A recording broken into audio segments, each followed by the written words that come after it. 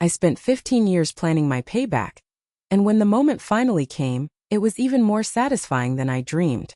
When people hear about revenge, they picture something violent and immediate, a confrontation, a moment of brutal justice. But true revenge isn't impulsive. It's patient. It waits in the shadows, growing stronger while your enemy grows comfortable. I wasn't always like this, calculating, patient, cold. Once I was Eleanor Vance's bright-eyed niece, with dreams of changing the world through innovation. My Aunt Eleanor was brilliant, an engineer who built Vance Innovations from a garage startup into a technological powerhouse. She took me under my wing when my parents died, showing me how circuits worked before I could tie my shoes. "Sarah," she'd tell me, "in business and in life, integrity is everything. Without it, none of this matters." I believed her. I was 16, idealistic, and she was my hero. Then she died. A car accident, they said. I remember Gregory Thorne, her brother, putting his arm around me at the funeral. "She would have wanted you to be strong," he whispered. I nodded through my tears, grateful for his support. 2 months later, Gregory Thorne took over the company. Eleanor's patents were suddenly in his name. Her innovations became Thorne Applied Solutions. Her picture disappeared from the company lobby, her history rewritten. I was young but not stupid. Something felt wrong, but I had no proof, no power, and nowhere to go. Gregory Thorne became my legal guardian. He enrolled me in St. Andrew's Academy, the best education money can buy, and I saw him maybe twice a year after that. When I graduated university with a double major in business and computer science, Gregory Thorne offered me an entry-level position at Vance Innovations. "It's what Eleanor would have wanted," he said, his smile not quite reaching his eyes. "Family taking care of family." I accepted, not because I believed him, but because I needed to know what had really happened to my aunt. My revenge began the day Gregory Thorne introduced me as my assistant to the board of directors. I'd written the entire business proposal that saved his failing company, staying up 3 straight nights crunching numbers while he entertained clients on his yacht. When the board applauded, Gregory Thorne stepped forward and took a bow. I didn't say a word. I simply smiled and refilled everyone's water glasses. "That's why I hired her," Gregory Thorne told them later. "Brilliant with details but knows her place." That night, I typed my resignation letter but never sent it. Instead, I created a new folder on my laptop labeled Patience. For 15 years, I became indispensable to Gregory Thorne. I managed his calendar, knew his passwords, handled his personal affairs. When his wife left him, I arranged the divorce settlement. When his son needed the Haven Recovery Center, I found the facility and negotiated the price. When he needed to hide money from the IRS, I created the offshore accounts.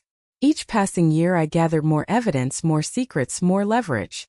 The first 2 years were the hardest. Gregory Thorne was cautious around me, keeping me at arm's length. I worked 16-hour days proving my loyalty, swallowing my rage when he took credit for my work. At night, I'd return to my tiny apartment and meticulously document everything I'd observed. By year 3, Gregory Thorne had grown comfortable enough to leave me alone with sensitive files. That's when I found the first piece of real evidence. An old police report buried in a box of miscellaneous documents. It detailed Eleanor's car accident. Driver side impact at 65 miles per hour, death instantaneous. What caught my eye was a handwritten note in the margin. Evidence of tampering with brake lines inconclusive. Case closed per directive. My hand shook as I photographed the report. That night, I cried for the first time since Eleanor's funeral. Not from sadness but from vindication. I wasn't crazy. Something had happened to her. But one document wasn't enough. I needed more. In year 4, Gregory Thorne promoted me to executive assistant after I saved an important client relationship. He'd botched a presentation, insulting the client's product vision. After he left, I stayed behind and worked through the night redesigning their proposal. When the client signed a 7-figure contract, Gregory Thorne took all the credit. But he also gave me a key to his office. "You've earned this," he said, dropping the key in my palm. "I need someone I can trust." I nodded, the weight of the key nothing compared to the weight of my patience. That key opened more than his office. It opened file cabinets, storage rooms, and eventually a lockbox hidden behind the false bottom of his desk drawer. Inside was a thumb drive labeled, "Final." I waited a week before taking it, creating a perfect replica to leave in its place. When I finally viewed its contents in a local coffee shop 3 cities away, I nearly vomited. The drive contained video footage of Gregory Thorne arguing with Eleanor in her office, timestamped 11:43 p.m. the night before she died. "It's my company, too," Gregory Thorne shouted, his face contorted with rage. "I deserve those patents." Eleanor stood her ground. "You didn't design them. You didn't build them. You didn't invest a penny of your own money. The board will never approve." The video cut off as Gregory Thorne lunged toward her. I sat in that local coffee shop until closing time, the footage playing on loop in my head. I now had motive but still not enough proof for legal action. Gregory Thorne was too powerful, too connected with local authorities. If I moved too soon, I'd lose everything. So I waited and planned. Year 5 brought an unexpected complication. Ethan Thorne, Gregory Thorne's 16-year-old son. Gregory Thorne's ex-wife had reached her breaking point, dumping the troubled teenager on his father's doorstep before moving to Europe with her new husband. "I need you to deal with this," Gregory Thorne told me, gesturing toward Ethan, who stood sullenly in the corner of the office. "Find him a good school.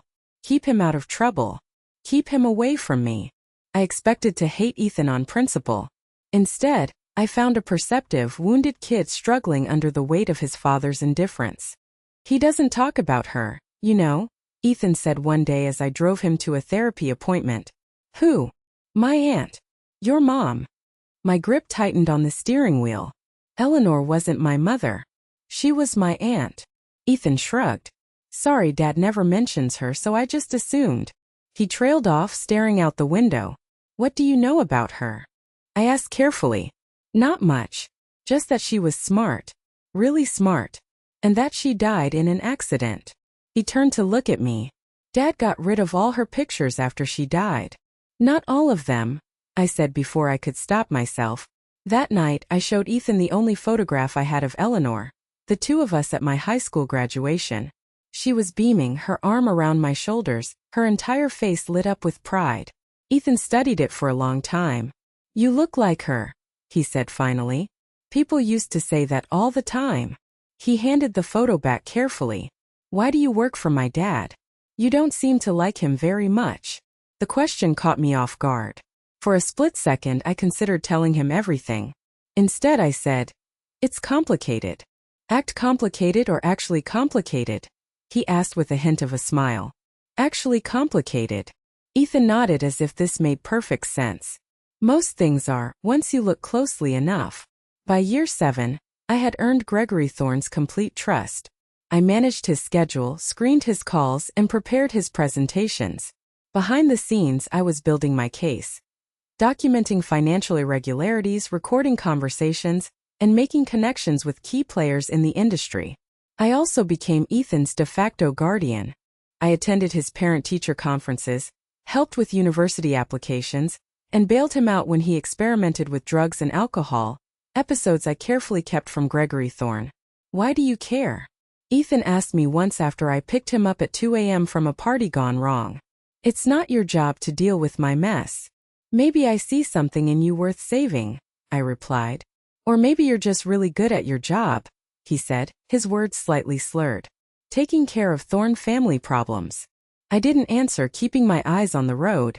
The truth was more complicated than either option. In some twisted way, helping Ethan felt like honoring Eleanor. She would have wanted me to protect him, regardless of his father's sins. Year 10 brought a critical breakthrough. Gregory Thorne, increasingly reckless with his success, began cutting regulatory corners on a new product line. When safety concerns emerged, he buried the reports and fired the whistleblowers. "We need to delay the launch," I told him privately, showing him the test results. "These failure rates are dangerous." Gregory Thorne laughed. "Since when are you risk-averse? We announce next week. The stock will soar.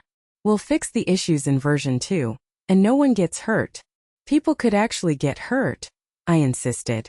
"These devices could catch fire under certain conditions." He leaned back in his chair, studying me. "You know what Eleanor's problem was? She was too cautious, too ethical. It held her back." He pointed at me. "Don't make the same mistake." I nodded, bile rising in my throat. That night, I anonymously sent the safety reports to a trusted journalist. When the story broke, Vance Innovations' stock plummeted. Gregory Thorne was furious, ordering an internal investigation to find the leak. I led the investigation myself, methodically eliminating suspects until only one remained. A low-level engineer with a history of complaints about management. Gregory Thorne fired him personally while I watched from the doorway. Another sin added to my growing ledger. The fired engineer killed himself 2 weeks later. The note he left behind simply read, "I didn't do it, but no one will believe me now." I almost gave up then, almost came forward with everything I had. But it wouldn't have been enough to bring Gregory Thorne down completely. He would have recovered, retaliated, and everything Eleanor had built would be lost forever. So, I compartmentalized my guilt and refocused on the ultimate goal. The engineer became another ghost driving me forward. By year 12, Ethan had graduated from university and returned to work at Vance Innovations, against my private advice. Gregory Thorne installed him as Director of Innovation, a meaningless title that came with a corner office and no actual responsibilities. "Keep an eye on him," Gregory Thorne told me. "Make sure he doesn't interfere with anything important." But Ethan wasn't as pliable as his father expected. He started attending meetings, asking questions, reviewing old company patents, Eleanor's patents. I watched him with growing unease, uncertain whether he was an ally or a threat to my carefully constructed plans. "These patents," Ethan said to me one evening, spreading old documents across his desk. "The ones from before my aunt died. The engineering is incredible, way ahead of its time." I kept my face neutral. Eleanor was very innovative. But the weird thing is, the design approach totally changes after her death. He showed me comparative diagrams. "See? These early ones are elegant, efficient. The later ones are basically brute force solutions. Same person couldn't have designed both." I felt a chill. "What are you suggesting?" Ethan leaned forward. "I think my dad took credit for my aunt's work after she died. And I think you know that." We stared at each other across the desk, the moment stretched, fraught with unspoken accusations and secrets. "That's a serious allegation," I said finally. "Not an allegation, an observation." Ethan gathered the patents, carefully returning them to their folder. "I just haven't figured out why you're still here if you know the truth." I left his office without answering, my carefully constructed world tilting on its axis. Ethan was getting too close, seeing too much. I needed to accelerate my timeline or risk exposure. Year 13 nearly ruined everything. The SEC opened a preliminary inquiry into Vance Innovations' accounting practices based on an anonymous tip. Not from me, for once. Gregory Thorne called an emergency executive meeting. "Someone's trying to take us down," he announced, his face flushed with rage. "I want every department audited, every employee investigated. Nobody keeps secrets from me." His eyes lingered on me for a fraction too long. Had he discovered something? Did he suspect me? I maintained my composure, taking notes as if my heart weren't threatening to pound out of my chest. After the meeting, Gregory Thorne asked me to stay behind. "Sarah, how long have you been with me now?" 13 years. "Almost 14, I corrected automatically. He nodded, pouring himself a whiskey. "You know, loyalty is a rare commodity these days." "I've always been loyal to Vance Innovations," I said carefully. "To Vance Innovations," he repeated, swirling his drink. "Not to me personally." I forced a smile. "The company is your legacy, Gregory Thorne. Your vision. They're one and the same." He studied me for a long moment, then suddenly smiled. "Of course they are. That's why I'm promoting you to Chief of Staff. I need someone I can trust implicitly during this unfortunate investigation." The promotion wasn't a reward, it was a test. Gregory Thorne was keeping me closer, watching for any sign of betrayal. I accepted with appropriate gratitude while internally recalibrating my plans. That night I received a text from Ethan. "Need to talk." Not at the office. Important. We met at a Denny's on the edge of town. Ethan looked exhausted, his usual confidence replaced by nervous energy. "Dad's panicking about this SC thing," he said without preamble. "I've never seen him like this." "The inquiry will probably amount to nothing," I replied. "The SEC investigates companies all the time." Ethan leaned forward. He's destroying documents, Sarah. I saw him feeding files into a shredder at 3 a.m. My pulse quickened. What kind of files? Old ones from around the time Aunt Eleanor died. Ethan ran a hand through his hair. I managed to save a few pages. They don't make much sense on their own, but... He slid a folded paper across the table. It was a partial insurance document. A life policy on Eleanor Vance worth $10 million. The beneficiary was Gregory Thorne. Did you know about this? Ethan asked. I shook my head, the pieces clicking into place. The company was struggling before Eleanor died. The influx of cash from this policy would have saved it, along with taking control of her patents, Ethan added. Pretty convenient timing. Ethan, this is dangerous territory, I warned. If your father thinks you're digging into this, what would he do? Ethan's eyes locked on mine. What are you not telling me, Sarah? I hesitated, years of careful planning warring with the urgent need for an ally. I think your father may have been involved in Eleanor's death, I said finally. And I've been gathering evidence for years to prove it. Ethan didn't look surprised. I've suspected something like that. The way he never mentions her. The way her entire legacy was erased. I need more time, I said. A few more pieces of evidence. If we move too soon, he'll destroy everything. Ethan reached across the table and took my hand. I want to help. She was my aunt and he trailed off, unable to finish the sentence. Your father, I completed for him. This would destroy him, Ethan. Are you prepared for that? His expression hardened. If he had anything to do with her death, he destroyed himself a long time ago. I just didn't see it until now. We developed a careful strategy. Ethan would continue as normal, playing the dutiful but somewhat incompetent son. I would accelerate my evidence gathering, using my new position as chief of staff to access the final documents I needed. The next 2 years were a delicate dance of deception. While Gregory Thorne focused on fighting the SEC inquiry, I methodically built my case. Ethan provided cover, distracting his father with minor crises and business proposals that went nowhere. I also made contact with Sterling Dynamics, Vance's chief competitor. Through carefully encrypted communications, I laid the groundwork for my eventual move, providing enough insider information to prove my value without crossing legal lines. Gregory Thorne promoted me to chief of staff but introduced me to important people as practically family. He never noticed how I documented everything. Every questionable transaction, every mistress, every drunken confession. What would I do without you, Sarah? He'd say, patting my shoulder like I was a loyal dog. One night, after a particularly successful board meeting, Gregory Thorne invited me to dinner. He was 3 martinis in when he leaned across the table and said, You know, Eleanor always said you had potential. Guess she was right about something. I kept my expression neutral. You don't talk about her much. Not much to say. He shrugged. Brilliant but naive. No killer instinct. Is that why the company struggled under her leadership? I asked innocently.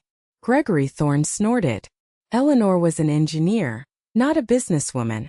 She could design a perfect product but couldn't make the hard decisions. He leaned closer. Sometimes progress requires sacrifice. I recorded every word. In year 15, all the pieces finally aligned. The SEC investigation had uncovered financial irregularities, but nothing catastrophic. Gregory Thorne had weathered the storm, emerging more arrogant and invulnerable than ever. The final piece came from an unexpected source. Gregory Thorne's former driver, now retired and diagnosed with terminal cancer. I'd maintained contact with him over the years, sending holiday cards and occasional gifts. When he called asking to meet, I drove to his Serenity Shores hospice immediately. I should have told someone years ago, he confessed, his voice barely above a whisper. But Mr. Thorne paid for my daughter's university, paid for my wife's medical bills. I convinced myself it wasn't my business. What wasn't your business, Arthur? His eyes filled with tears. The night Miss Eleanor died, I drove Mr. Gregory Thorne to her house. He was angry, shouting on the phone about patents and board votes. When I dropped him off, he told me to wait 30 minutes, then leave whether he came out or not. Arthur gripped my hand. I heard them arguing inside, then a crash. When he came out, his knuckles were bloody. Did you tell the police? Arthur shook his head. Mr. Gregory Thorne said it was a family matter. Next morning we heard about the car accident. He closed his eyes. But I serviced Miss Eleanor's vehicles myself. Those brakes were perfect. I recorded his statement, had it notarized, and added it to my evidence file, the final piece. On the 15th anniversary of my joining the company, Gregory Thorne threw a small office party. Cheap champagne and a grocery store cake with my name spelled wrong. Sarah. He toasted the backbone of this organization. Everyone clapped. I smiled. Actually, I said, my voice steady, I have an announcement too. Gregory Thorne looked surprised. I'd never interrupted him before. I've accepted a position as CEO of Sterling Dynamics. The room went silent. Sterling Dynamics was our biggest competitor. Gregory Thorne laughed nervously. You can't be serious. I start Monday, I replied, sliding an envelope across the table. My resignation, effective immediately. His face flushed red. You can't just. I already have. I stood up. And Gregory Thorne, I'm taking the Vertex account with me. The Vertex account was 60% of the company's revenue. Gregory Thorne's face went from red to white. You wouldn't dare. That's corporate espionage. I smiled. No, Gregory Thorne. It's business. As I walked out, I felt 15 years of accumulated rage and humiliation transform into something powerful, something calculated. Gregory Thorne called 17 times that night. I didn't answer. Ethan texted once, it's begun. Be careful. On Monday morning when I walked into Sterling Dynamics' gleaming headquarters as their new CEO, Gregory Thorne was waiting in the lobby. His expensive suit couldn't hide how disheveled he looked. 3 days of stubble, bloodshot eyes. Sarah, please, he said, stepping toward me. Let's talk about this. 2 security guards moved to intercept him, but I held up my hand. 5 minutes, I said. In my office. We rode the elevator in silence. Gregory Thorne kept opening his mouth, then closing it again. For the first time he seemed unsure of himself. When we reached the top floor, his eyes widened at the view from my corner office, twice the size of his. Sit, I said, gesturing to a chair across from my desk. Sarah, whatever they're paying you, I'll double it. His voice quivered. Triple it. I laughed, a real laugh, the kind I'd been holding back for 15 years. This isn't about money, Gregory Thorne. Then what? Recognition? I'll make you partner. Theo. Whatever you want. I sat down and opened my laptop. Do you remember Eleanor Vance? His brow furrowed. My sister? What does she have to do with? Eleanor Vance wasn't just your sister. She was my mentor, my hero. Gregory Thorne scoffed. Ancient history. What's your point? My point is that I know what happened the night before her accident. I turned my laptop to face him.